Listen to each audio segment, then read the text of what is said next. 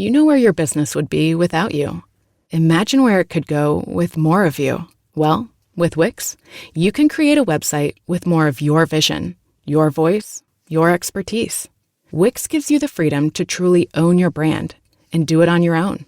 With full customization and advanced AI tools that help turn your ideas into reality.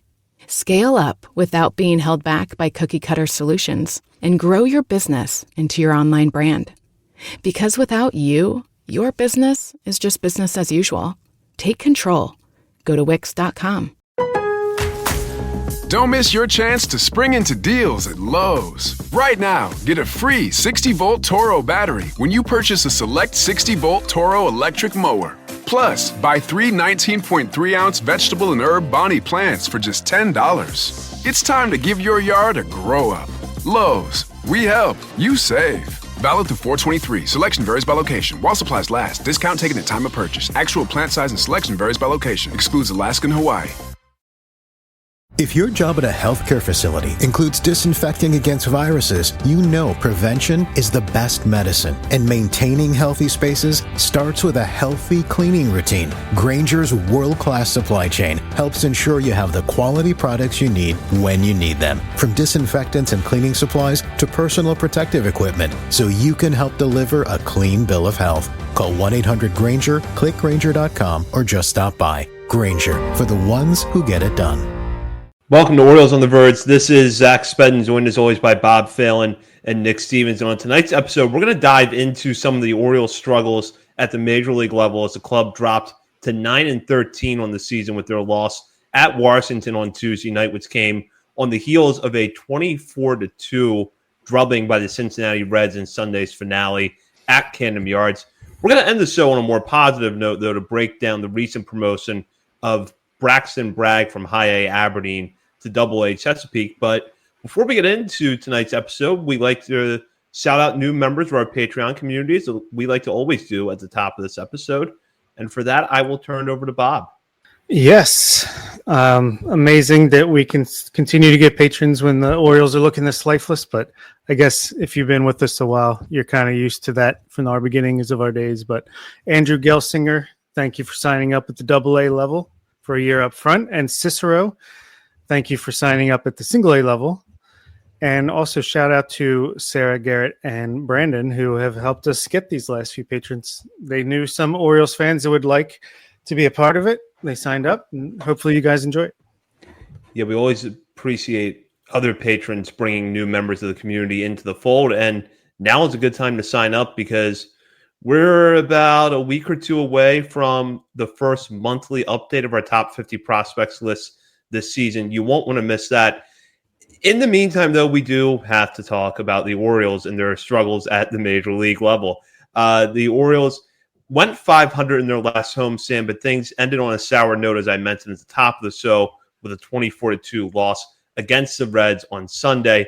And if you lift up the hood of this team, you're not going to find a big mystery about what the biggest problem is, and that is the starting pitching. Charlie Morton had yet another horrendous outing against the Reds on Sunday, and Dean Kramer, after the best start of his season last week, struggled against the Nationals on Tuesday night. It continues a troubling trend for a rotation that I think we knew was flawed coming into this year, but that we had hoped would keep the Orioles competitive, especially with the lineup and an improved bullpen. But so far, the pieces just are not coming together for this team. And Nick, I'll start with you. I know the starting pitching is the most glaring and most obvious issue with this club, but I think that there are other things we can discuss here. So what in your mind registers as a problem for this team? It's everything. It's literally everything. Nobody except Cedric Mullins is hitting. You're not even going up against good lefties. I have no clue who this guy who pitched tonight for the Nationals is. Literally, I can rattle off 10,000 Major League Baseball players right now. I have no idea who Mitchell Parker is, and he almost threw a no-hitter. So there's that. It's just this entire team is waiting on Kyle Gibson to make them better. Like, that's where we are. It's sad. It's pathetic, honestly. I'm not blaming anyone. I'm not lighting a pitchfork. I'm not ready to go storm the warehouse. Like that, I'm not there, but like this team just lost 24-2 and then 7-0. It was almost no hit to a nobody. Like I can't just pretend like everything's rosy and positive anymore. I don't know. I'm just kind of sick and tired of you limited the damage after, you're already down 2-0 in the first inning. There's Brandon Hyde just rewording the same things in his post-game press conferences here. They're pressing, and now things are just piling up. Like, okay, well, same thing, different words. I don't know. I really don't know what to think at this point, other than like it's impossible to watch, honestly.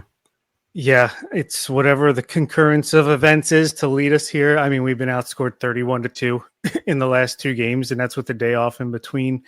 It's not good, and I think Nick said it right. It's flat out, it's pathetic. I mean, it's really embarrassing. I'm sure the players are embarrassed.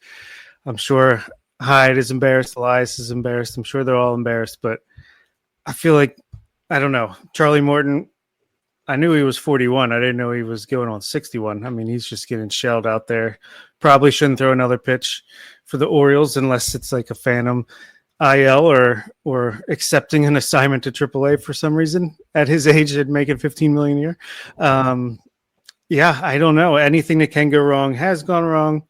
It's amazing we're only 4 games under 500, to be honest. Yeah, the starting pitching is a problem, more so than I think anyone could have reasonably expected. I don't have the answers. Gunnar Henderson, I mean, I think he got off to a slow start, basically missed spring training.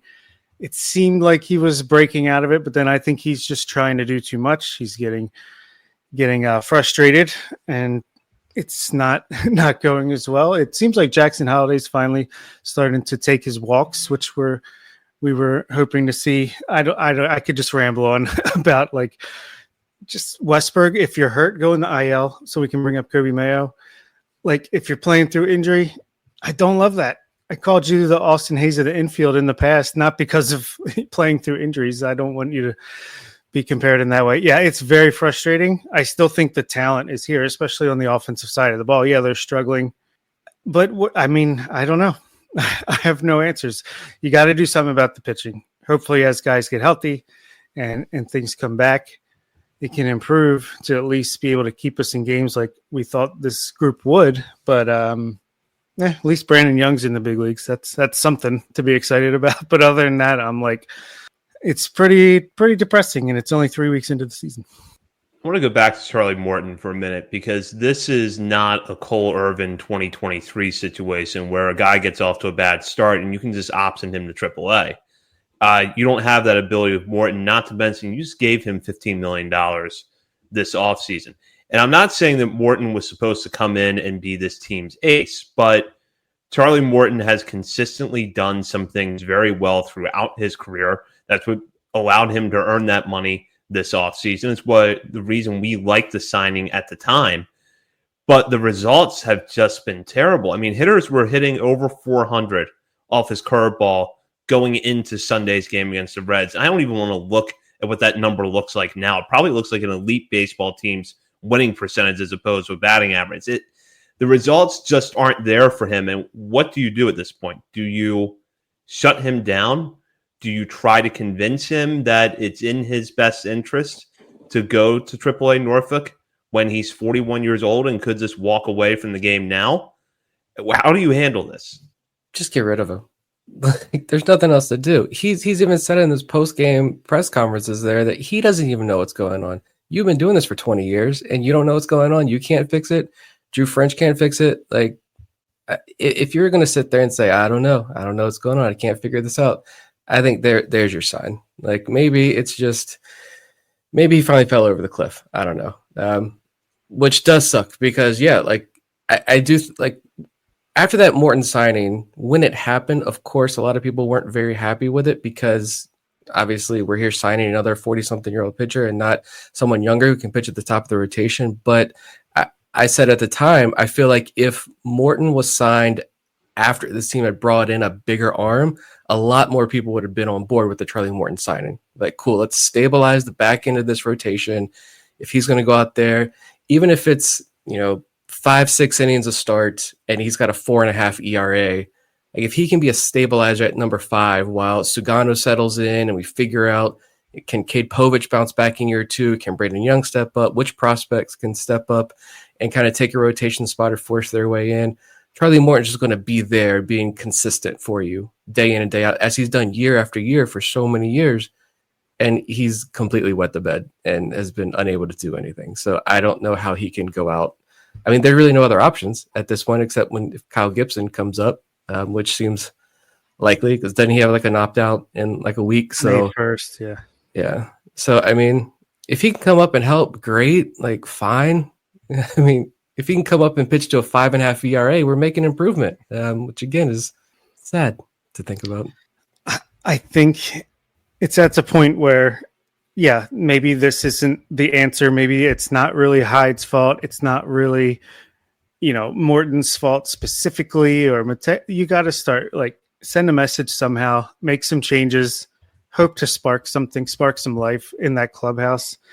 I mean, I'm not telling anyone that they should be fired, but if you fire Brandon Hyde and bring in Buck Britton as an interim, maybe that, sparks something. Maybe I don't think Charlie Morton should throw another pitch for the Orioles. I think you eat that money, you release him, you send a message there.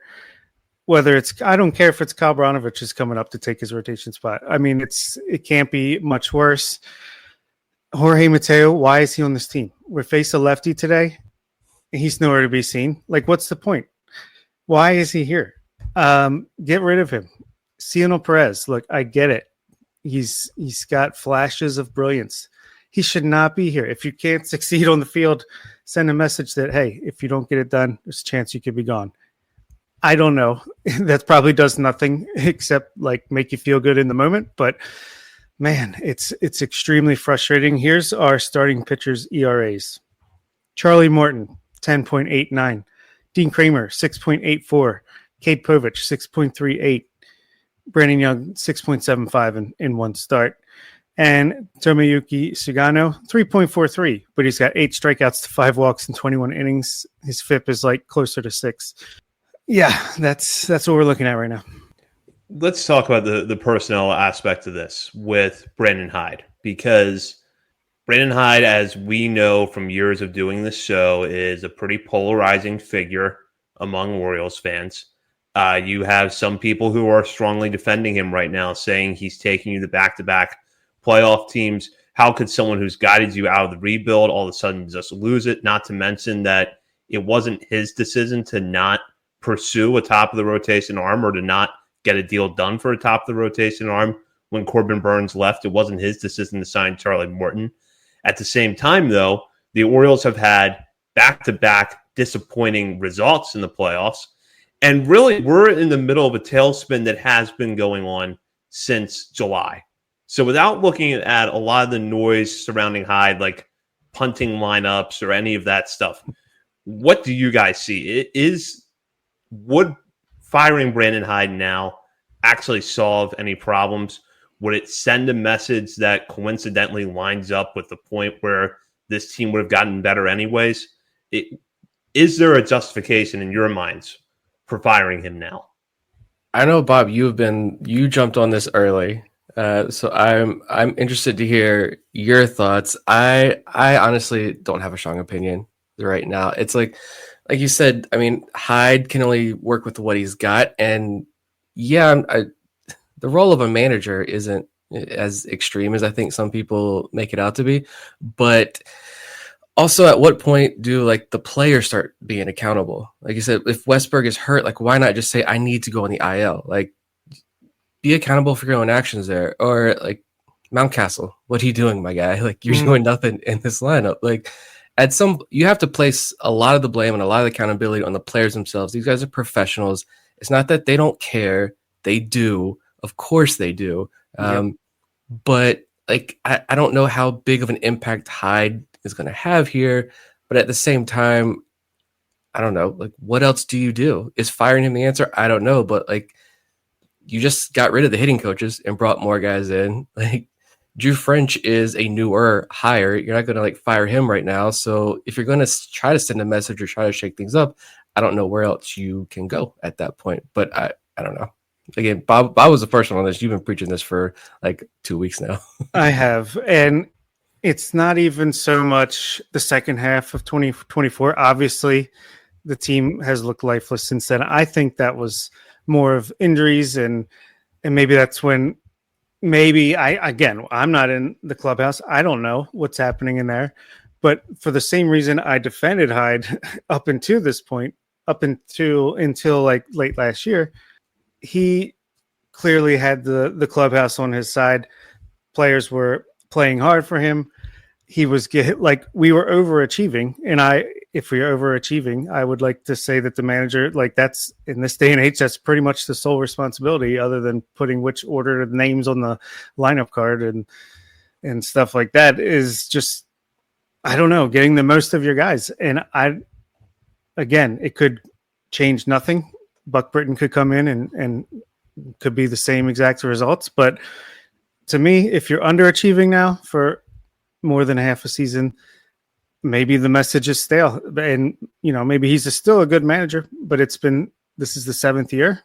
Maybe it's just like, there's only so long one guy can preach the same thing before it gets stale. And then, I don't know. I feel like you got to try something at some point before it gets too late. I know the Astros were 7-19 or something like that last year, and they still made the playoffs. And I still think this is a playoff caliber team, and I'm fully expecting to make the playoffs and for them to turn it around at some point. But you don't want to dig yourself in too big of a hole. Maybe it's not the answer, but again, you got to do something, or you're just insane doing the same thing, expecting different result. This episode is brought to you by Progressive Insurance. Do you ever think about switching insurance companies to see if you could save some cash? Progressive makes it easy. Just drop in some details about yourself and see if you're eligible to save money when you bundle your home and auto policies. The process only takes minutes, and it could mean hundreds more in your pocket.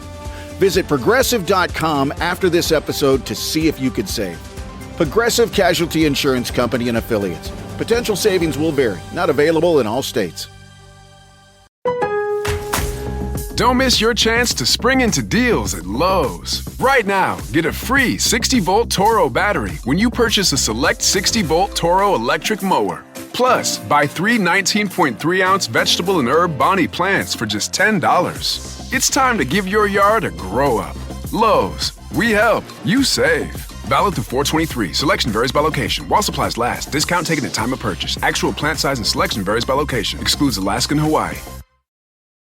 For the ones who get it done, the most important part is the one you need now. And the best partner is the one who can deliver. That's why millions of maintenance and repair pros trust Grainger, because we have professional-grade supplies for every industry, even hard-to-find products. And we have same-day pickup and next-day delivery on most orders. But most importantly, we have an unwavering commitment to help keep you up and running. Call, click Grainger.com, or just stop by. Grainger, for the ones who get it done. My big thing is that I just don't see how things get better immediately. The lineup, sure, we can, again, Bob started rallying off a lot of the positives there with the lineup, and we can go through the lineup, and there are some positives there. And I know we're just coming off a game where, things didn't go that well, but I do still love most of this lineup. But when I look at the pitching, that's where it's what's coming up now? Yes, Zach Eflin's going to come back healthy, hopefully soon, and help out. Again, if Kyle Gibson can pitch to a 4.5 ERA, that's an improvement there. But realistically, Chase McDermott, right? We hope he can maybe make an impact, but he's an unknown at the major league level right now, and he's essentially just starting his spring training. Trevor Rogers is going to have his first rehab outing down in Chesapeake tomorrow morning. He could be a couple weeks away, but he's a project who's been hurt for a while now. So we don't know what he's going to be. I don't see Grayson Rodriguez coming back this year, to be honest. If you're going to go for a second opinion, it's been a few days now. There's still no word. I think today, before today's game, Hyde or somebody had said, no update about Grayson. It's not because the doctor took off Easter and he's catching up on a backlog of paperwork. The answer by now. Kyle Bradish and Tyler Wells, by the time they get back and are able to give you meaningful innings, it may be too late at that point when they're able to come back. So I just don't see anything else. Thad Ward. If Thad Ward comes up, he's got an 18% walk rate and a 17% strikeout rate right now. If Thad Ward is coming up pitching for the Baltimore Orioles, then you're waving the white flag. The season is over. Like, that's what concerns me the most. Yeah, if I can step back and maybe try to put the orange colored glasses on and see how this rotation could kind of iron itself out a little bit, at least to be mediocre rather than god awful. It's you've released Charlie Morton. Sagano continues to pitch well. Povich continues to improve. Yeah, he had a terrible outing his last time out. He's also got really bad BABIP luck. I'm still a fan of Povich. I just think a lot is being put on his shoulders right now when he was supposed to just be like the fifth starter who's impressed in spring training and trying to carry that over in his first full season. If he can just kind of get comfortable, Dean Kramer, if he can go back to being Dean Kramer, mid Dean Kramer, then I would be happy with that. Kyle Gibson comes up and he's somewhere between the Kyle Gibson of last year and the Kyle Gibson with the Orioles. Like you said, a 4.5 to 5 ERA, giving you 5 to 6 innings every time out. And then Brandon Young, maybe this gives him a chance. Oh, Zach Eflin will be back soon too. I completely forgot about Zach Eflin, and it's only been a couple weeks. But yeah, Zach Eflin gets healthy. Maybe Brandon Young gets a chance to come up and get comfortable. I thought he looked good. We'll talk about it more in his debut. It's a big moment there. If Trevor Rogers can get healthy, and if he's throwing 93, 94 as opposed to 90, 91, I think that can make a big difference for him. So I think as you get into May, June, Kittredge is back. I know the bullpen really hasn't been much of a problem, but every little bit helps. Chase McDermott eventually. Kyle Bradish is way ahead of schedule, in my opinion. The fact that he's throwing bullpens before Tyler Wells even, like, that's pretty encouraging. But again, he might come back August and it doesn't even matter at that point. And it could take him time to get ready. So trying to look at things with the half full rather than half empty. I think that the pitching should get better. It's almost hard for it to get worse. Before we move on, I just want to bring this up because it's been in the back of my mind now for a couple of weeks as he's been mired in a little bit of a slump. Are either one of you worried about Adley Rutschman? I'm personally not. His metrics, his like baseball savant page looks much better this season than last season's. And really, I think he's been having a pretty decent approach. He could always, even in his best of times, could be more aggressive early in counts, like sit early fastball and try to do damage with it. But I don't think that's just who he is at this point. I think he's hitting the ball hard. He's just not had the best luck at it right now. Honestly, I think it's, again, it's just everything at once. Like, you're not getting the pitching. The guys that are doing everything right in the box and just don't have the results for it. Same with Jackson Holiday. I think he's like, his hard hit percentage is right around what it was last year. Swing and miss is way down. Every contact rate is way up.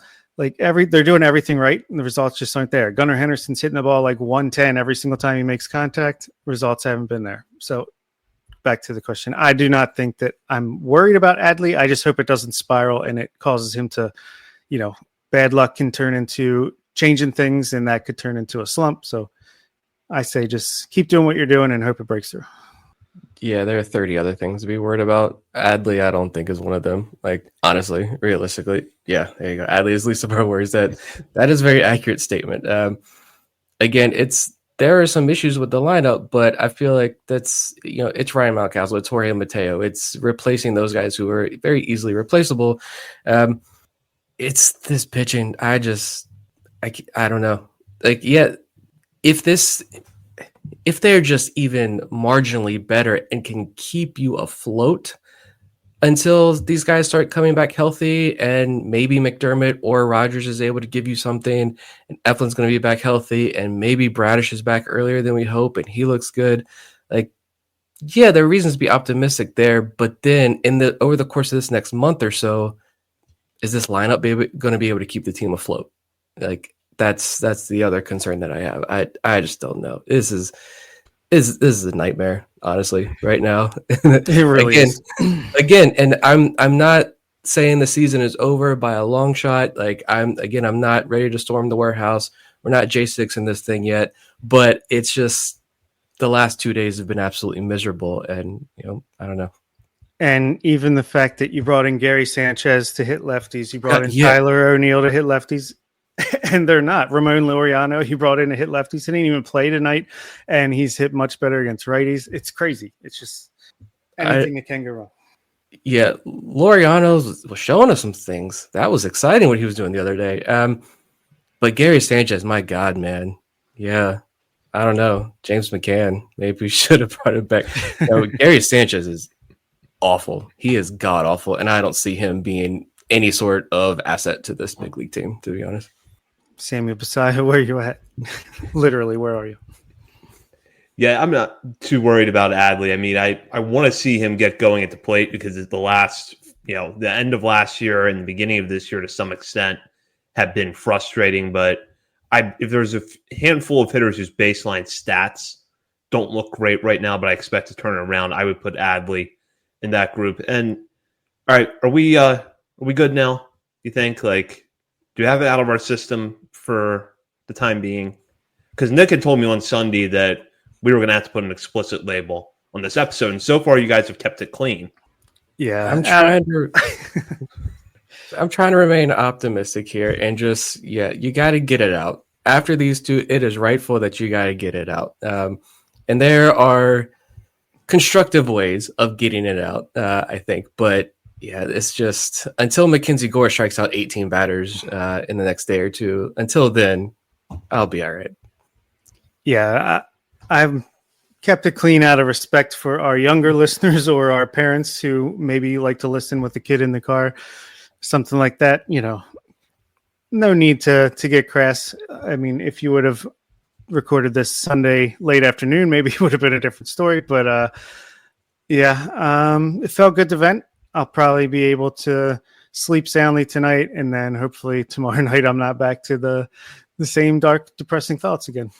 Well, let's just all note now that for Bob, this is less likely to trigger profanity than his neighbor showing up at a live podcast wearing a Yankees jersey. Yeah, that was pretty fucked up. Oh. We'll move on now to Braxton Bragg, who, after what it's not an exaggeration to say, was probably the best start by any minor league pitcher, and frankly, maybe the best start by any pitcher in this organization for Aberdeen last week against Brooklyn, earned a promotion to AA Chesapeake. In that start, Bragg threw 7 shutout innings with 7 strikeouts, no walks, and just 3 hits allowed, and he was seemingly getting stronger with his command and being able to maintain his velocity as he cruised through Brooklyn's order on just 79 pitches in those 7 innings of work. And the numbers over his 3 starts in Aberdeen before the promotion to AA were excellent.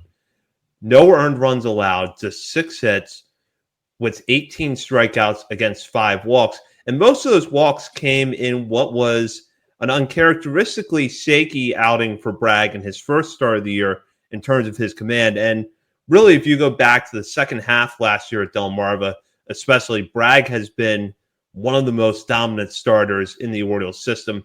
Nick, I'll start with you. You gave a pretty good breakdown of what Bragg's pitch mix is on the show a couple of weeks ago. We have seen all of that so far, especially the kick change being a big difference maker for him.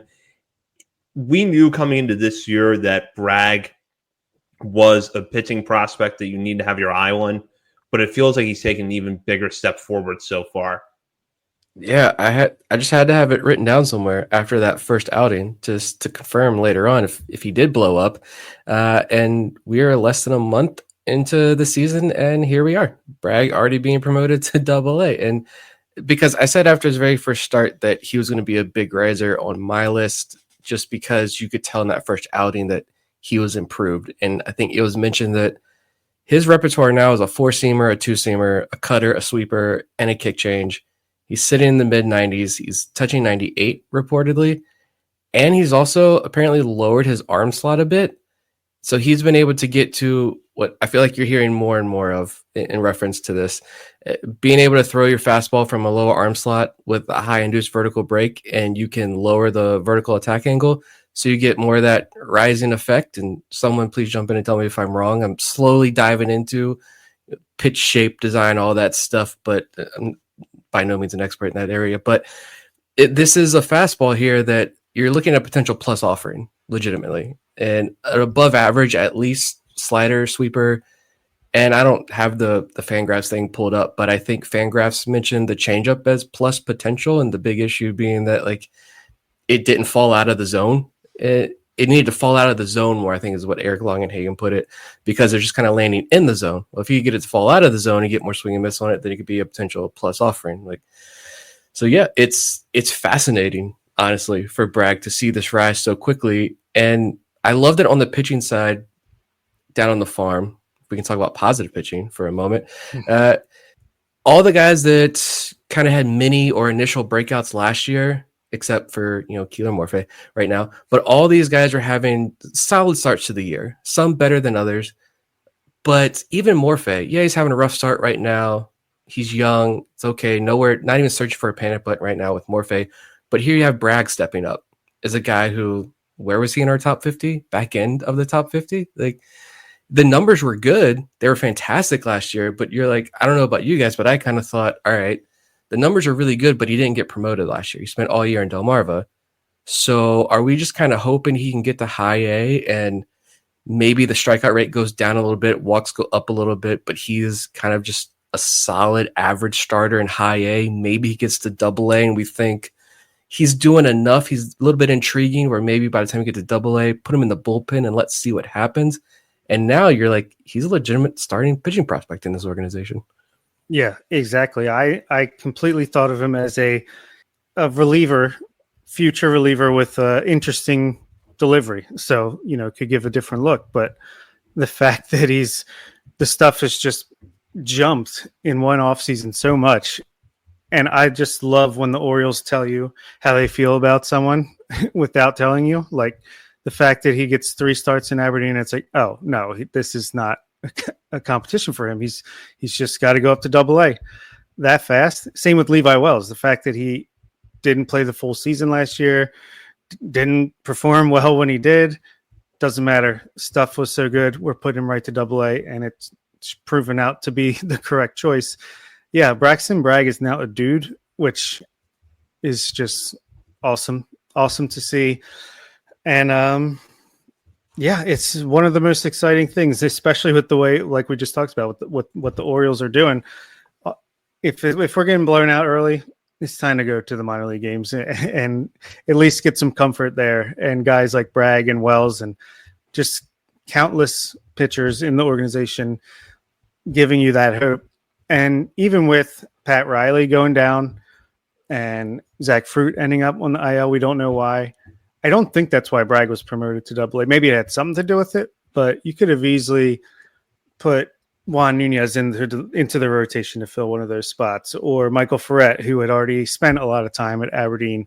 No, Braxton Bragg, boom, gets jumped right up there. I think it speaks volumes. And yeah, I'm very curious to see where he ends up on our top 50. And also Blake Money, same thing. Like he's been really, really good so far in Aberdeen after spending all of last year in Delmarva, but yeah, I know for myself when I was putting together the top 50 over the offseason, it's like, all right, I know Braxton Bragg is going to be on my list somewhere. And I'm interested in seeing what he does this year. But at the same time, that second half, as dominant as it was, I've seen pitchers have dominant halves at levels and then go up to the next level.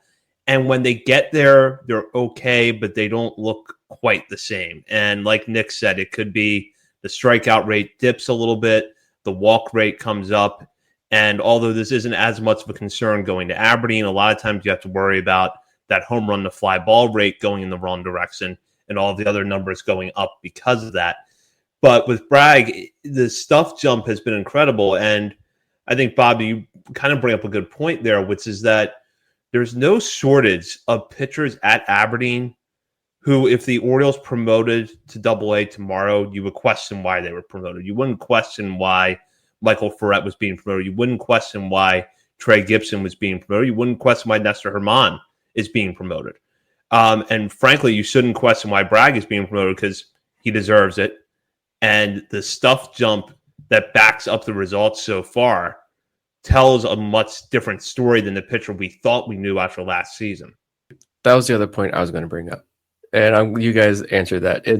I was curious how my brain was thinking with this promotion, especially after you see that. I mean, we knew Pat Riley left the last start with elbow discomfort. We know what that means. The Zach Fruit thing is weird, that there's unknown reasons. Like, somebody knows something and there's a reason why they're not saying anything. That's weird as well. But I started thinking, yeah, you've got Herman, you've got Gibson, you've got Ferret. Like, are those guys, when the Orioles look at like their future projections on guys and how they view these prospects, was it, we're going to give it to Bragg because we see him as a potential stuff monster reliever that let's go ahead and push him up to AA. He's going to get some innings now. Maybe he can end the year in AAA, and maybe even if the stuff really is that unbelievably good, then maybe we think this can play in the major leagues pretty soon, and he could be an option for us. Meanwhile, Herman, Gibson, and Ferret are the higher ceiling starting pitching prospects who we just feel like aren't quite ready to get the bump up to AA. So we're just going to go ahead and move Bragg up. But yeah, I think I tend to agree. When you go, when's the last time an Orioles prospect went 7 innings? I feel like that is a rarity to see. Like, that's 7 shutout innings. I don't think he walked anybody. Maybe had 1 walk in that outing.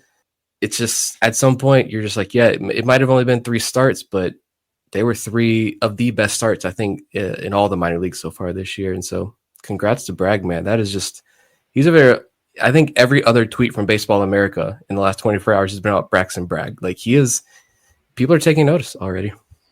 Not since Alex Pham went from ho-hum reliever to one of our better pitching prospects. And seriously, why is he in AA still? Have we seen a jump like this? So yeah, it's hats off to him, the organization, everybody involved, done wonders. And this is not like a one-off thing. This continues to happen. That's why the Orioles are becoming renowned for their pitching development. Now let's get them to the major leagues, but no, it's just part of the process. And yeah, it's great to see. This episode is brought to you by Progressive Insurance. Do you ever think about switching insurance companies to see if you could save some cash? Progressive makes it easy. Just drop in some details about yourself and see if you're eligible to save money when you bundle your home and auto policies. The process only takes minutes, and it could mean hundreds more in your pocket. Visit Progressive.com after this episode to see if you could save. Progressive Casualty Insurance Company and Affiliates. Potential savings will vary. Not available in all states. If your job at a healthcare facility includes disinfecting against viruses, you know prevention is the best medicine. And maintaining healthy spaces starts with a healthy cleaning routine. Grainger's world-class supply chain helps ensure you have the quality products you need when you need them. From disinfectants and cleaning supplies to personal protective equipment, so you can help deliver a clean bill of health. Call 1-800-GRAINGER, click Grainger.com, or just stop by. Grainger, for the ones who get it done. And with that, now we will dive into our last segment, Last Call, brought to you by Checkerspot Brewing, located at 1421 Ridley Street. Checkerspot is the perfect place for a pre- or post-game beer, short distance from Memorial Park at Camden Yards. In fact, I was in there on Sunday, and I saw many people coming in after that game, and they really deserved a beer if they sat through that one. You can also get Checkerspot at the Ballpark this year. Look for them behind home plate, where you can find their signature beer, The Bird is the Word. And now we will have our usual final segment where we shout out players outside the top 30 portion of our top 50 list for something they've done recently, whether that's been a good game, a good week, or maybe there's just something interesting in their stat line that we want to point out.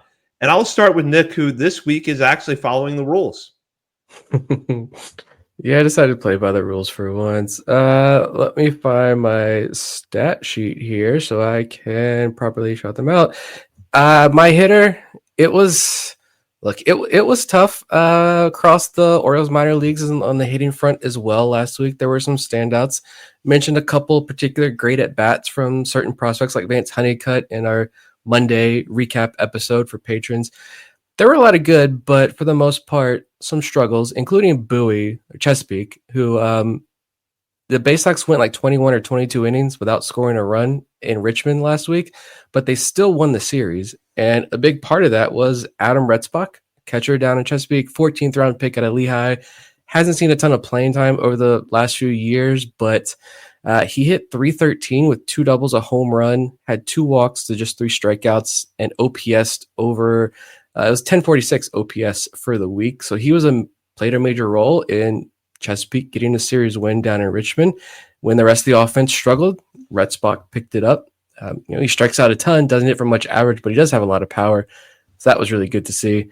And my pitcher, I'm going with a guy who I don't think we'll be able to use in a couple of weeks or a couple of months because it's going to be too high on our top 50 list, hopefully. But I think Sebastian Gongora was one of the top arms down on the farm last week. He went just 2 innings in his start on Sunday, but there was 2 no-hit innings with a walk, 5 strikeouts, and he got 12 whiffs in 2 innings. And according to the broadcast, he was 93 to 95, but the secondaries looked fantastic. He was not very sharp in his first 2 outings of the year. He only made it 2 2/3 in his first 2 starts, allowed 6 runs with 6 walks and just 4 strikeouts. But the velo's back up, and John Mioli was the first one to start putting Gongora's name out there a few times in the offseason. And as often as we talk with John, you can learn a lot about prospects without him having to say things directly. And so I think as he put together his top 30 list at Baseball America and he made his calls and got his stuff ready for this season, Gongora's name was brought up to him a lot.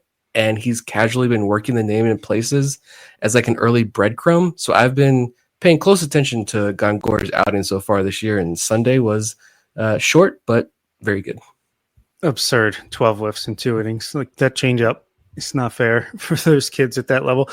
I'll go with my pitcher first, Ryan Long, AA Bowie starting pitcher who he's been kind of like a stuff guy, but not the results to show for it recently. I know in, was it last spring training, he came out, touched 100 or close to it, high 90s maybe, and then went on to have a 5.03 ERA at AA, and 1 start in AAA did not go very well, but he does have that great stuff, and it's a matter of putting it where you need to put it. So far this season, he's been able to do that. 3 starts, he's got a 2.63 ERA, 2.16 FIP, so not exactly luck driven. He's walking under 2 batters per 9. That's pretty amazing for him. And he's striking out over a batter an inning, 23.3% to be exact. 5% walk rate is excellent. So shout out to Ryan Long. Hopefully he can keep up the good work, get back to AAA, and try to maybe he could be the next Carlos Tavera, who looks to be a nice, solid relief prospect at this point. And for my hitter, I'm going to go with Kevin Guerrero, who I think when we were previewing Delmarva, we're like, oh yeah, remember Kevin Guerrero? Well, Kevin Guerrero remembers because he's having a great season so far. 500 BABIP is not going to keep up, but that's really besides the point. Yeah, he's batting .371 with the 986 OPS, 185 WRC plus, but his walk rate, again, 44 plate appearances, so we're not exactly talking a big sample yet, but walk rate is up to 18.2% after having a 6.4% last year at Low A Delmarva, and his strikeout rate is 20.5%, down from 32.2%. His contact rate has gone from 59% to 73%.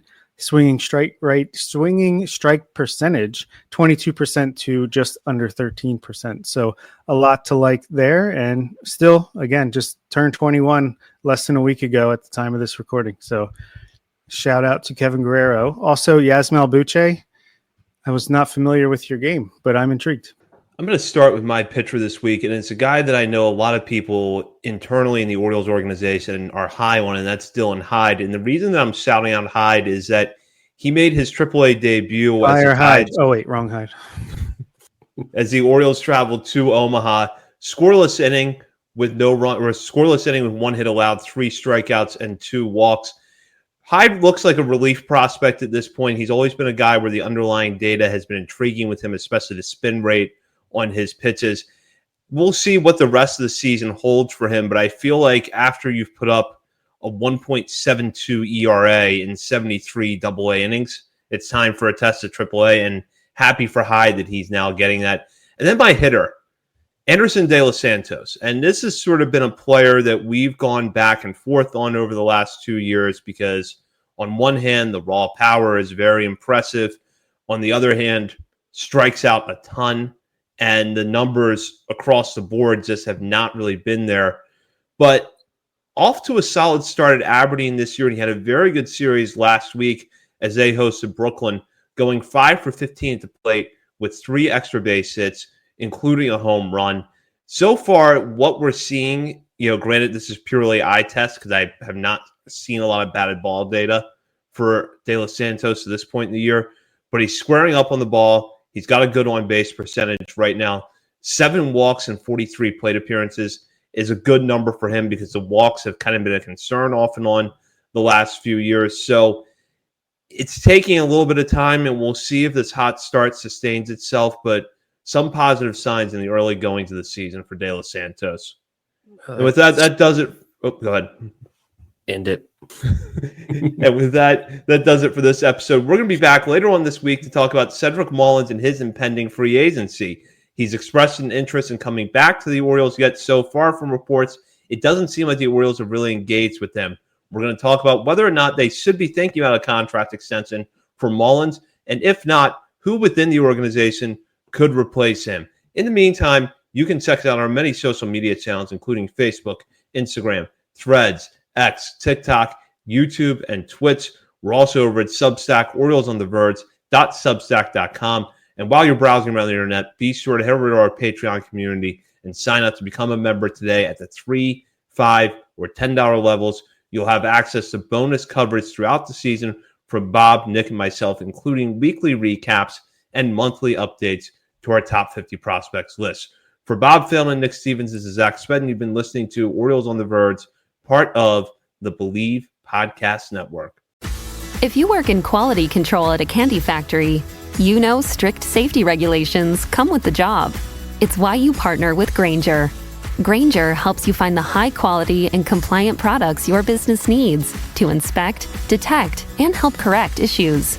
And the sweetest part is, everyone gets a product that's as safe to eat as it is delicious. Call 1-800-GRAINGER, click Grainger.com, or just stop by. Grainger, for the ones who get it done.